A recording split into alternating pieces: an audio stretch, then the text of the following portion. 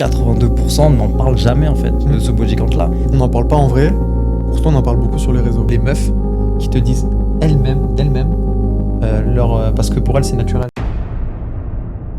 Est-ce que pour vous en date, vous demandez le body count de l'autre personne?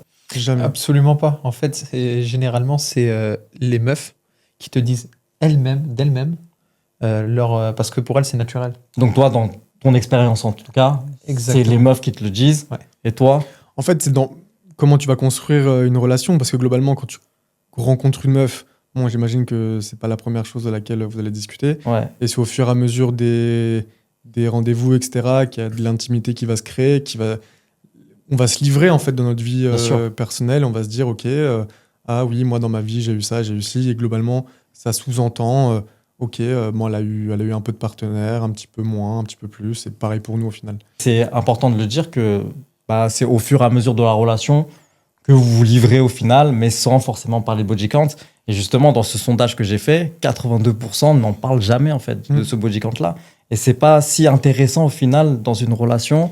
Mais peu importe, que ce soit une relation sérieuse ou alors... Ça revient à ce que j'ai dit tout à l'heure, en fait, dans le sens où on n'en parle pas en vrai, pourtant on en parle beaucoup sur les réseaux. Et on en a fait une affaire publique, alors que dans les relations réelles, ça n'a pas tant d'importance que ça.